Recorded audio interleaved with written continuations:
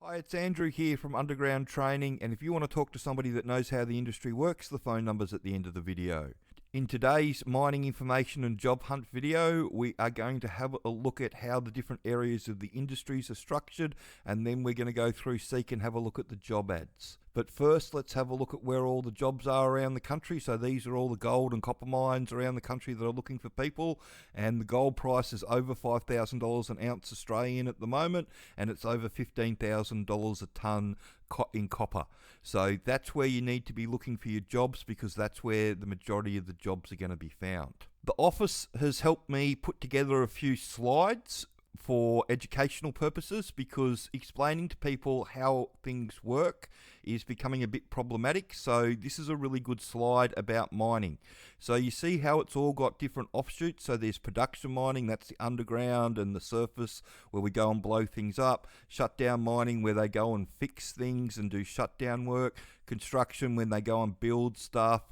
Civil, where they go and make roads and all that sort of stuff. The utility workers that keep everything running in the camps and cleaning the offices and all that sort of stuff. And oil and gas. And each area of the industry is separate, and the majority of each of these areas of the industry, they need their own qualifications. So what gets you going in shutdown mining isn't going to get you going in production mining. So all the R2 tickets that they need in shutdown mining, we don't use them on the production mining side of things. And it's just the basic skills. Like what you learn in a hard rock underground mine, you're not going to be able to take that to a construction or a civil job. And the same thing goes the other way. What you learn in a civil or a construction job, you're not going to be able to take that into a hard rock underground job. There are no real transferable skills. That's why when I see these slick promotions going on, that they've got a little bit of construction and they've got a little bit of civil, and they show a bit of production mining, and they show a bit of shutdown mining, all thrown into all together. It's almost like the person that's making the video doesn't know anything about mining.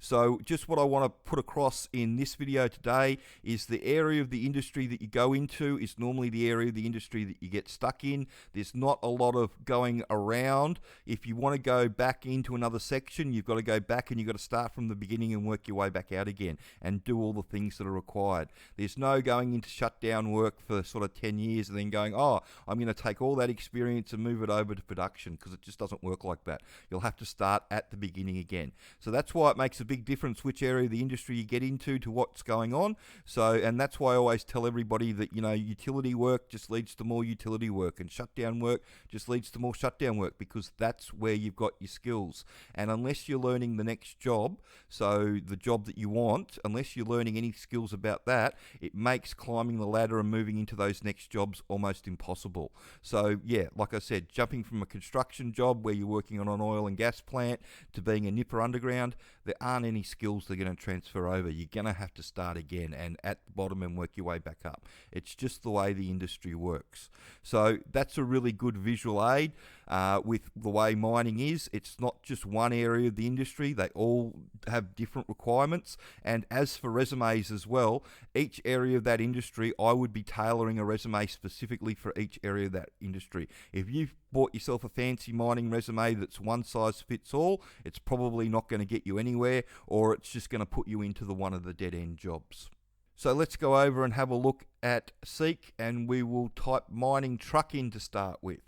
And if you type mining truck in, you'll see there's lots of jobs, but what you'll also see is the majority of the jobs are looking for underground truck drivers. Why? Because all the surface truck drivers have been replaced, or a lot of the surface truck drivers have been replaced with driverless trucks. So it's underground, underground, underground, underground. That's water tap and dump truck operator, so that's one on the surface. Underground, underground, trainee road train operator on the surface, dump truck operator on the surface, underground truck. Now all these underground truck operators, they're taking entry-level people, but they'll want experience. So often the ads ask for 6 months experience, but they know they're probably not going to get an experienced underground truck operator, because anybody that's got 12 months underground truck driving experience that's any good, they want to be service crew, not a truck driver anymore. But if you come down and have a look at some of these other jobs, you'll have a look at some of these jobs where they're looking for experienced surface truck drivers. See, that's a surface owner operator up on the thing. But if you go down, they're looking for at least 18 months prior experience in an open pit mine. And the reason they can ask for 18 months prior experience is because all the people that are being put out on the iron ore mines because of the driverless trucks. There's a whole heap of experienced people running around with a lot of experience in the industry. So that allows them to do that sort of stuff. So if we move on to the next one, and the next one's underground, and if we type underground into Seek, you'll see all the entry-level jobs come up. So these are all the production mining jobs. You can type surface in and have a look. There's not that much around. Mostly comes up with the drillers offsider jobs on the surface, or the experienced truck driving jobs where they want at least 18 months experience. But in this one, you know, it's underground truck, service crew, nipper, expressions of interest for a new contract, so that's going to be a big new contract that Westgold signed with Barminco. New project with Redpath, that's for Orange, so they're going to need new people for the truck and the nipper jobs, or they'll take people off their existing sites with experience for that job, and then they'll need people on the site that they poached them from. It just works like that. There's lots of work all over the country, so that's in Tasmania, BHP entry level, Pacefield crew, drill assistant underground in Queensland, underground truck operator, nippers, nipper, truck operator, entry level, expressions of interest, Cobar. There's just jobs everywhere in the underground area because that's where they need people. All right, so if we go over to the next one and we type mining construction in. Now, there's a lot of mining construction jobs that come up, but what you'll see is that they're all looking for the same sort of thing. It's all short-term work, and they're offering between that $50 to $75 an hour type situation. And you'll see that there is a number of jobs around, but you can see a lot of these jobs are the underground jobs coming up in the construction side of things. And there's some truck jobs on the surface, but a lot of the stuff is around that $50 to $60 an hour, and it's a short-term contract normally. It only goes for 12 to 18 months, and then what? You've got to find something else, which hopefully you will find, but that's the joy of being in the construction side of the industry, is that you bounce from job to job, and you're not finding anything permanent. It's not like you can go to Orange and plug into Cadia for the next 20 years, or any of the other big mines around the country. That sort of stuff doesn't exist with construction. So if we go mining civil, it's the same sort of thing. They're looking for people around that $50 to $60 an hour mark, but it doesn't go much higher, and you're always looking for a job, unfortunately. So you can look through that yourself and have a good look in there. The next one is mining shutdown, and there's still lots of jobs, but a lot less. So only 700 because there's an oversupply of people. And unfortunately, when there's an oversupply of people on shutdown work, the pay rates go down. So it's $50 to $70 an hour, shutdown trades, labours, Pilbara region. Like when the big boom was going on in oil and gas and they needed shutdown people left, right and centre, that was from $80 to $130 an hour. So it's come back significantly because there's an oversupply of people. And the problem that I've got, well, not the problem that I've got with being a shutdown worker, but the problem that I see with being a shutdown worker is that it's not permanent work. You're just bouncing from one job to another, and that must make life difficult over time, not being able to get a mortgage because you don't have a full-time job, or you have to jump through a lot of hoops to get a mortgage and do one of those special mortgages. It's just, there's a lot of rigmarole in it that you can get out of if you go and get yourself a full-time job in a production mine. So next, we have a look at oil and gas. And if you have a look through here, there's a number of entry-level jobs you come across for around $90,000 a year in the oil fields in Queensland. But I can't see anything that's asking for entry-level offshore. There's a couple of little offshore jobs in there, but they're only looking for experienced people. So that's an entry-level lease hand job there. There's another one a bit further down, operator assistant. So entry-level there, you're looking at $90,000. So, basically what you're getting for an entry-level truck on a week on, week off, and then you go up from there. But, a long way around to get into oil and gas, I would say. Much easier going and getting a hard rock underground job and aiming for the jumbo, and that as your big money job. And next one's drillers offsider, and again, not as many jobs as you would think because there's an oversupply of people because of the downturn in lithium and nickel. Unfortunately, there's a lot of people looking for jobs that they've got experience for.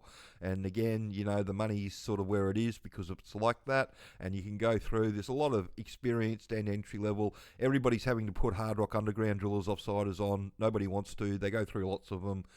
It's a good way to get into the industry if you want to get into the industry that way. But yeah, there's lots of work around. And lastly is the utility job. And again, less than 300 jobs up there, and that's for any time. And you'll see the money's not that great. You know, $75,000 a year, so that's just a bit under minimum wage there. There's a few around the 80 to 90,000, and then there's one further down that goes from 92 to 112,000. But I don't really know of any utility companies that are paying that sort of money realistically because they've just got so many people to choose from. Again, because of the lithium and the nickel price went down, you've got an oversupply of people, and that means that they've got people to choose from, which is why there's so few jobs around at the moment. So if you've had somebody tell you to go and get a utility job or a bus driving job or a shutdown job on your way to a production mining job, it's the long way round, and that's why we did this slide. A lot of people get given this advice to go and do this. All it does is cost you a lot of money. The DIY Introduction to Underground Mining, it's $495, teaches you everything that they want you to know about how it all works to go and get yourself a job. You can go and see on our Wall of Fame page all the people that have gotten jobs. But, you know, it's a direct way into the industry. The other good thing about the DIY package is that we didn't set out to write something that was going to put people off. We just wanted to give people an honest expectation of what they're getting themselves into. And out of 100 people, we get 35 to 40 people that go, holy shit, if that's what mining is, I don't want to do it anymore. Out of the other 60, we get 45 that study not a problem and go and get themselves a job. And then we always get 15 that half-ass it. And you get what you expect when you half-ass anything in life, not a good result. The whole reason that the employers are interviewing you is because you've done the training and you're supposed to know what's going on. So if you can't answer their basic mining questions in the interview, they'll be awfully polite, but they're not going to hire you. And this is what we recommend, making sure it's for you. If you want your resume done, we do packages with the resumes in them and all that sort of stuff. You can see that over here on our shop. The shop's just recently been upgraded by Ash and Bavia in the office, and they've done the rest of the website as well, so it's looking good. And yeah, that's the DIY package, that's the 3-step plan package, and that's the work ready package. And if we come over and have a look at the Intro to Underground Mining page, it's just in the courses column, the first one. This has all been redone, lots of good information here. Some videos are still there. All this has been done, made a lot easier. So you can just click on the PDFs here to have a look at what's in the course outline. They take Zip, Afterpay, Stripe, PayPal, all that sort of stuff. It looks really good now. Yeah, so the easiest way to get yourself into the mining industry is to educate yourself, to learn how it all works. The more you know before you start, the easier it all becomes. And yeah, if you work out that it's not going to be for you because you do our training and you go, holy shit, you can stop fantasizing about it, you can draw a line underneath it, and you can pour your efforts into something else.